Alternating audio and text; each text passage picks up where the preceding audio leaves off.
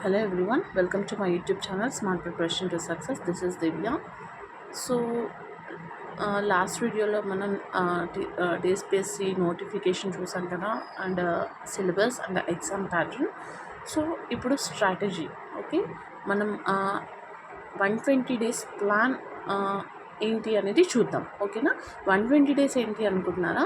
So మీకు already చెప్పాను, maybe May ending or జూన్లో నోటిఫికేషన్ వస్తుంది. సో జూన్లో నోటిఫికేషన్ వస్తే మనకి 3 months అంటే జూలై, ఆగస్ట్, సెప్టెంబర్. మనకు అక్టోబర్లో ఎగ్జామ్ ఉంటుంది. So May, June, July, August, September 5 months. So 5 months into 30 days 150 days అవుతుంది. కానీ నేను 120 days చేశాను. ఎందుకు అంటే మనకి 30 days మన పర్సనల్ వర్క్స్ ఏమన్నా ఉంటే దాంట్లో వెళ్ళిపోతాయి కాబట్టి. సో 120 days వేసాను. ఓకే, అంటే మీకు ఒకవేళ 150 days మీకు పాసిబుల్ అవుతే 150 days వేసుకోండి. సో నేను 120 days వేసుకున్నాను. ఓకేనా, నెక్స్ట్. సో ఇప్పుడు ఇక్కడ సబ్జెక్ట్స్ ఏంటి, మనకి ఎన్ని సబ్జెక్ట్స్ ఉన్నాయో యాక్చువల్గా చూద్దాం. ఇది క్లియర్ కదా, 120 days ప్లాన్ అనమాట ఇది. సబ్జెక్ట్స్ ఏంటి మొత్తం కంప్లీట్ గ్రూప్ 1కి ప్రిలిమ్స్ ప్లస్ మెయిన్స్ రెండుకి కంబైన్ చేసి, అంటే సపరేట్గా చదవం కదా మనము. సో ప్రిలిమ్స్ మెయిన్స్ అని కంబైన్ చేసి చదువుతాము. ఓకేనా. సో ఫస్ట్ వచ్చేసి Indian history, okay. Second polity, next third వచ్చేసి మనకి Indian geography. Third is Indian geography and fourth is Indian economy. Fifth society. Sixth environment. Seventh science and technology. And next 8th is Telangana history. And 8th Telangana history. 9th Telangana moment. 10th one is Telangana geography, Telangana economy, Telangana policies, social issues and public policies, current affairs, international relations and events, general science, basic English and aptitude. Okay, these are 18 అనమాట మొత్తం మనకి. అంటే 18 ఉన్నాయి మొత్తం subjects. So 18 subjects అనేవి మనకి రెండిట్లో prelims mains రెండు కవర్ అయిపోతాయి. ఓకే, బట్ ఇంట్లో మనం ఏంటి అంటే మోర్ ఇంపార్టెంట్ ఉంటాయి కదా, మనం ఆ సబ్జెక్ట్స్కి ప్రిఫరెన్స్ ఇచ్చుకుంటూ చదవాలి ఫస్ట్ థింగ్. ఓకే, ఇప్పుడు ఎగ్జాంపుల్ చెప్తాను. ఇప్పుడు స్టార్టింగ్ ఇండియన్ హిస్టరీతో స్టార్ట్ చేసామనుకో, అన్ని ఫ్యాక్ట్స్ రిలేటెడ్ ఉంటాయి కాబట్టి మనకు కొంచెం బోరింగ్గా ఉంటుంది, చదవాలనిపించదు, ఏమీ అర్థం కాకుండా ఉంటుంది. సపోజ్ ఇప్పుడు మనం పాలిటీ నుంచి స్టార్ట్ చేసామనుకో, ఇంట్రెస్టింగ్గా ఉంటుంది సబ్జెక్ట్ అనేది. అంటే మనకి చదువుతూ ఉంటే ఇంట్రెస్ట్ అనిపిస్తుంది, బోరింగ్ అనిపించదు. సో స్టార్ట్ చేసేటప్పుడు ఏంటంటే కొంచెం మంచి సబ్జెక్ట్తో స్టార్ట్ చేసినామనుకో మనకి కొంచెం ఇంట్రెస్ట్ వస్తుంది, కాన్ఫిడెన్స్ బిల్డ్ అవుతుంది, ఇంకా చదవాలనే స్కోప్ ఉంటుంది. అలా సబ్జెక్ట్ని పిక్ చేసుకోవడం అనేది మన హ్యాండ్లో ఉంటుంది. ఓకేనా. అంటే అసలు స్టార్టింగ్ ఏం తెలియని వాళ్ళు ఉంటారు కదా, ఫ్రెషర్స్, వాళ్ళకి చెప్తున్నాను. ఆల్రెడీ చదివిన వాళ్ళు ఉంటే then go for the revision. మీరు రివిజన్ చేసుకుంటే బెటర్. సో నెక్స్ట్ ఇవి 18 టాపిక్స్. ఓకే, నెక్స్ట్ వచ్చేసి ఏంటి అంటే ఫేజ్ వైజ్గా, అంటే మనకి ఇప్పుడు 120 days చెప్పాను కదా. సో ఫస్ట్ ఫేజ్ ఏంటి, 1 to 30 days. అంటే 30 daysలో మనం ఏం ఫినిష్ చేయాలి ఫస్ట్ ఫేజ్లో. సో ఫస్ట్ ఫేజ్ వచ్చేసి ఏంటి అంటే polity, okay, Telangana movement, Indian geography, current affairs, revision, answer writing plus practice, MCQs. ఇక్కడ ఆన్సర్ రైటింగ్ ఏంటి ఫస్టే అని అనుకుంటున్నారా? సో ఏం లేదండి, ఆన్సర్ రైటింగ్ అంటే మొత్తం చదివిన తర్వాతనే రాయాలని ఏం కాదు. ఎందుకంటే ఇప్పుడు మనకి ప్రాక్టీస్ అనేది చాలా ఇంపార్టెంట్. మన కంటెంట్ వచ్చిన తర్వాత రాద్దాము అని అనుకుంటే మనకి అప్పుడు సరిపోదు, టైం రాయలేము. సో ఏం చేయాలి అంటే, ఇప్పుడు మార్నింగ్ మీరు ఒక పాలిటీ సబ్జెక్ట్ తీసుకున్నారు, suppose making of the constitution చదివారే అనుకోండి. చదివిన తర్వాత జస్ట్ ఒక పేపర్ తీసుకొని, A4 షీట్ తీసుకొని, మీరు చదివిన కంటెంట్లో మీకు ఏం అర్థమైంది, మనకి ఆన్సర్ వచ్చేసి 200 wordsలో రాయమని ఇస్తారు కదా. మీకు కాన్స్టిట్యూషన్ అంటే ఏంటి, ఎలా వచ్చింది అనే దాన్ని పేపర్ పైన రాసేసేయండి. అది మిస్టేక్ వెళ్ళినా సరే, గ్రామటికల్ మిస్టేక్స్ ఏమున్నా సరే అది తర్వాత విషయం. కానీ మీరు ఆ A4 సైజ్ షీట్లో 200 words మీరు రాయాల్సింది. రాస్తే మీకు ఏమవుతుందంటే, ఇప్పుడు అలా 1 week చేశారనుకోండి, మీకు తెలియకుండానే మీలో కాన్ఫిడెన్స్ అనేది బిల్డ్ అవుతుంది. దట్ నేను రోజు ప్రాక్టీస్ చేస్తున్నాను కాబట్టి నాకు ఆన్సర్ రైటింగ్ అనేది ఏమీ భయం అవ్వట్లేదు, రాయగలుగుతాను అనేది మీకు కాన్ఫిడెంట్ అవుతుంది. సడన్గా ఒకటేసారి మొత్తం చదివిన తర్వాత రాద్దాం అన్నారనుకోండి, అప్పుడు డైలాగ్ ఉంటుంది, అది తప్పు రాస్తానేమో ఇదేమో అని. మనకేం తెలియదు కాబట్టి చదివింది మనం రాస్తున్నాం అంతే. అలా ఒకటి చేయండి. ఓకే, నెక్స్ట్ ఇప్పుడు polity, Telangana movement, Indian geography, current affairs.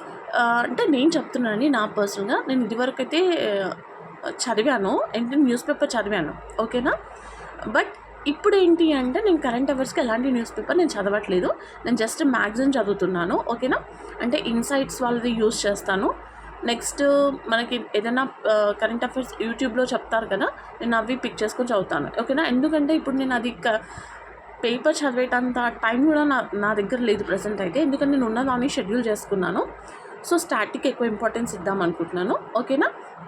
ఇది అంటే ఇన్సైట్స్ బాగా పీడిఎఫ్ కూడా మనకి అవైలబుల్ ఉంది.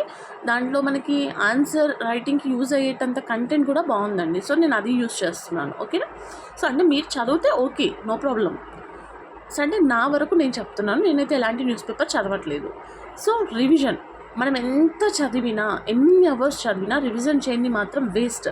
అసలు అది ఏమి మనం చదివింది వేస్ట్ అని చెప్పొచ్చు ఇంకా రివిజన్ చేయకపోతే. సో డైలీ అంటే మీరు మార్నింగ్ పాలిటీ చదివితే దాన్ని మాత్రం రివైజ్ చేయండి. తెలంగాణ మూమెంట్ చదివితే తెలంగాణ మూమెంట్ని మీరు ఏం చదివినా జస్ట్ ఫర్ 1 అవర్ మాత్రం రివిజన్కి పెట్టుకోవాల్సింది, ఓకేనా. Answer writing and practice MCQs. అంటే నేనేమనుకుంటున్నానంటే డైలీ ఒక 20 ఎంసీక్యూస్ని ప్రాక్టీస్ చేద్దాం అనుకుంటున్నాను. 20 ఎంసీక్యూస్, ఓకేనా. అంటే ఇప్పుడు 30 × 20, ఓకేనా. అంటే ఎన్ని అవుతాయి మనకి 600 ఎంసీక్యూస్ అవుతాయి, ఓకేనా. 20 20 20, ఓకే. అంటే ఒక్కొక్క సబ్జెక్ట్ నుంచి అండి. ఇప్పుడు పాలిటీ నుంచి 20, తెలంగాణ మూమెంట్ నుంచి 20, ఇండియన్ జోగ్రఫీ నుంచి 20, అలా ఎన్ని అవుతాయి మొత్తము ఒక్కొక్క సబ్జెక్ట్ నుంచి 600. అంటే నార్మల్గా 500 వేసుకోండి, ఓకేనా. 500 ఒక్కొక్క సబ్జెక్ట్ నుంచి అక్కడ అయిపోతున్నాయి కదా. 500 క్వశ్చన్స్ అయిపోతున్నాయి మనకి. ఇది ఎలా చేస్తాము అంటే మనకి పీడిఎఫ్స్ చాలా ఉంటాయి మనకి ఎంసీక్యూస్ అనేసి, అవి డౌన్లోడ్ చేసుకోవచ్చు. లేదంటే మీరు టాపిక్ చదివేటప్పుడు మీరే క్వశ్చన్ ఫ్రేమింగ్ చేసుకోవచ్చు. ఇంకొకటి అలా 20 క్వశ్చన్స్ని ఫ్రేమ్ అవుట్ చేయాలి ఒక టాపిక్ దగ్గర నుంచి. ఇప్పుడు చెప్పాను కదా మేకింగ్ ఆఫ్ ద కాన్స్టిట్యూషన్ అని, మీరు అందులో నుంచి 20 క్వశ్చన్స్ని ఫ్రేమ్ చేయండి. ఒక బుక్లో రాసుకున్నారనుకో అలా 20 మీకు అయిపోతాయి ఆల్మోస్ట్ అక్కడ 600 క్వశ్చన్స్, ఓకేనా. ఇది బెటర్ ఐడియా. అంటే నేను అలా చేద్దాం అనుకుంటున్నాను. నేను ఒక బుక్ తీసుకొని 20 క్వశ్చన్స్ని ఫ్రేమ్ చేసుకుంటాను డైలీ. తెలంగాణ మూమెంట్ అయినా, polity and Indian geography, okay. Next ఇది ఫేజ్ 1 30 డేస్లో మనం చేయాల్సిన వర్క్ అనమాట ఇది. సో ఇక్కడ ఏంటి polity, Telangana movement, Indian geography, current affairs, revision, answer writing, MCQs, okay. Next phase 2 31 to 60 days. ఇక్కడ ఏంటి అంటే ఇక్కడ Indian economy, Telangana history, Telangana geography, okay. 3 subjects, core subjects 3 వస్తాయి. Indian economy, Telangana history, Telangana geography. మళ్ళీ అగైన్ ద కరెంట్ అఫైర్స్ అనేది రెగ్యులర్గా మనం 1 hour దానికి డెడికేట్ చేయాల్సిందే. రివిజన్, ఓకేనా. Next answer writing plus MCQs, okay. మీకు ఇక్కడ ఫేజ్ 2కి వచ్చేసరికి మీలో తెలియని ఇంప్రూవ్మెంటే వచ్చేస్తుంది మీకు ఆల్రెడీ. ఫస్ట్ ఫేజ్ కన్నా 30 days ఆల్రెడీ ప్రాక్టీస్ చేసి వచ్చారు కదా ఆన్సర్ రైటింగ్. ఇక్కడ మీకు ఇంకా కొంచెం చాలా బెటర్ ఇంప్రూవ్మెంట్ ఉంటుంది, ఓకేనా. అంటే మీరు సడన్గా ఇక్కడే స్టార్ట్ చేశారనుకో స్ట్రక్ అయిపోవాల్సి వస్తుంది, ఓకేనా. సో మీకు ఇక్కడ అంటే ఆల్రెడీ రాశారు కాబట్టి మీకు ఐడియా ఉంటుంది ఎట్లా రాయాలి ఏంటి అనేది, ఓకేనా. చాలా ఇంప్రూవ్మెంట్ ఉంటుంది. This is about phase 2. Next వచ్చేసి ఫేజ్ 3 ఏంటి 61 to 90 days, ఓకే. 30 days అనమాట. సో ఇక్కడ ఏంటి Telangana economy, Indian society, environment 3 core subjects and current affairs, revision, answer writing and MCQs, okay. ప్రతి ఫేజ్లో కూడా 3 కోర్ సబ్జెక్ట్స్ ఉంటాయి. Current affairs, revision, answer writing and MCQs practice, okay. Next phase 4 వచ్చేసి ఏంటి 91 to 120 days. ఇక్కడ మనకేంటి 120 days Indian history, current affairs, revision and mock test. మనకి ఇది లాస్ట్ స్టేజ్ కాబట్టి ఇక్కడ మనం లాస్ట్కి ఇండియన్ హిస్టరీ పెట్టానండి, చెప్పాను కదా ఫ్యాక్ట్స్ అని చెప్పి. సో అందుకే ఇండియన్ హిస్టరీ మనం ఇప్పటివరకు చదివిన కరెంట్ అఫైర్స్ అన్ని రివిజన్ చేయాలి, సబ్జెక్ట్స్ అన్ని రివైజ్ చేసుకోవాలి, ప్లస్ మాక్ టెస్ట్ ఇవ్వాలి ప్రతి దానికి. అంటే మనం ఇప్పటివరకు ప్రాక్టీస్ చేస్తాం కదా ఎంసీక్యూస్, ఇక్కడ మాక్ టెస్ట్ ఇవ్వాలి. మనం ఒక 10 to 20 మార్క్ టెస్ట్ ఇస్తే మనకు అర్థమైపోతుంది మనం ఏ లెవెల్లో ఉన్నామని. ఇన్ కేస్ ఒకవేళ ఇంకా టైం ఎక్స్టెండ్ అయింది November to December అన్నారనుకో మనకి ఇంకా రివిజన్కి చాలా టైం ఉంటుంది, ఓకేనా. సో కాకపోతే లాస్ట్ ఫేజ్ వస్తుంది కదా కంప్లీట్ డెడికేటెడ్ టు ప్రిలిమ్స్కి మాత్రమే డెడికేట్ చేయాలి. నో ఆన్సర్ రైటింగ్ స్టాప్ చేయాలి. ఫేజ్ 3 వరకే స్టాప్ చేయాలి. ఫేజ్ 4లో completely for prelims. Mock test రాయాలి, రివిజన్ చేసుకోవాలి, రిమైనింగ్ మన టాపిక్స్ ఉంటే మనం దాన్ని కవర్ చేసుకోవాలి. సో ఇంకొకటండి ఏంటంటే ఇక్కడ డైలీ టైం టేబుల్ ఎలా ఉండాలి అంటే ఇది నేను వేసుకున్నాను. మీకు ఎలా సెట్ అవుతుందో మీరు అలా వేసుకోండి. ఓకేనా? సో నేను ఒక as a house wife and mother నేను అన్నీ చూసుకోవాలి కాబట్టి నాకున్న టైం స్లాట్స్ నేను వేసుకున్నాను. సో మీరు అంటే కంప్లీట్లీ డెడికేటెడ్ ఉన్న వాళ్ళు మీ ఇంకా 12 to 14 అవర్స్ చదివే కెపాసిటీ ఉన్న వాళ్ళు మీరు అలా వేసుకోండి. ఓకేనా? అంటే నాకు మళ్ళీ పిల్లలు కూడా ఉన్నారు కదండి, వాళ్ళని కూడా చూసుకోవాలి, వాళ్ళకి చదివించాలి, ఇంట్లో వర్క్స్ అన్నీ ఉంటాయి కాబట్టి నేను ఇన్ని అవర్స్ వేసుకున్నాను. ఓకేనా? స్లాట్ 1 ఫస్ట్ స్లాట్ వచ్చేసి నాకు 4 to 6 is the best time. నేను అక్కడ బాగా చదవగలుగుతాను. ఓకేనా? అక్కడ ఒక కోర్ సబ్జెక్ట్ అంటే ఫస్ట్ phase 1లో పాలిటీ కాబట్టి పాలిటీ. స్లాట్ 2 9 to 11 అంటే 6 to 9 మధ్యలో ఏంటంటే నాకు ఇంట్లో వర్క్ ఉంటుంది. ఓకేనా? సో అదంతా అక్కడికి ఫినిష్ చేసుకుంటాను. ఎగ్జాక్ట్లీ 9 మళ్ళీ స్టార్ట్ చేస్తాను. 9 to 11 మళ్ళీ ఇంకో core subject. Okay, Telangana movement ఉంది కాబట్టి. నెక్స్ట్ స్లాట్ 3 వచ్చేసి ఏంటంటే ఆల్రెడీ 2 కోర్ సబ్జెక్ట్స్ చదివాము, మళ్ళీ ఇంకో సబ్జెక్ట్ చదివేటంత ఉండదు మనకి. సో ఇక్కడ ఏంటంటే 12 to 2 PM 2 అవర్స్లో నేను ఆన్సర్ రైటింగ్ ప్రాక్టీస్ చేయాలి. ఓకేనా? ఆన్సర్ రైటింగ్ ఏది ప్రాక్టీస్ చేస్తాం మనము? ఫస్ట్ డే ఒక రోజేమో పాలిటీ, నెక్స్ట్ డే ఒక రోజేమో Telangana movement. Okay, next MCQs 2 subjects పైన చేయాలి. ఓకేనా? ఇక్కడ ఒక 20 క్వశ్చన్స్, ఇక్కడ ఒక 20 క్వశ్చన్స్. ఓకే, ఇది మనకి 2 అవర్స్లో ఇది ఫినిష్ అయిపోతుంది ప్రాక్టీసింగ్.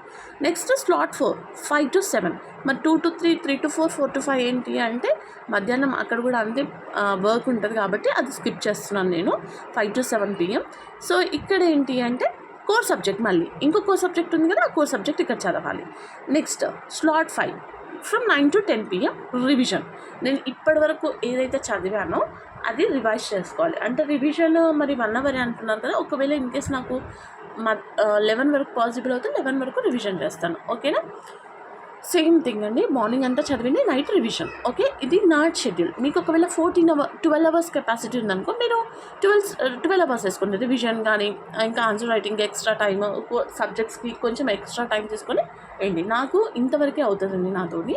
సో నేను ఇంతవరకు వేసుకున్నాను. అంటే ఎక్సిడ్ వేసుకొని మళ్ళీ చదవకపోతే అదొక ఈరోజు ఫినిష్ చేయలేను అన్న ఒక ఈ ఫీలింగ్ వచ్చేస్తుంది కదా. సో అందుకే నేను తక్కువ టైమే పెట్టుకున్నాను. ఇన్ కేస్ నాకు ఒకవేళ పాసిబుల్ ఉంటే, అంటే ఏంటంటే ఇప్పుడు స్కూల్ ఉండదు కదా, సో వర్క్ ఏమి ఉండదు కాబట్టి మేబీ టైం ఉంటే నేను ఎక్స్టెండ్ అవుట్ చేసుకుంటాను ఇంకా. ఓకే, ఈ 50 days హాలిడేస్లో. ఓకేనా? This is about time table. ఇంకొకటి, సండేస్ కంప్లీట్లీ మాత్రం చదవను. ఎందుకు అంటే ఆ రోజు మొత్తం వదిలేస్తాను. ఆ రోజు కూడా చదువుకున్నాను అనుకో ఇంకా మా పిల్లలు ఏడుస్తారు.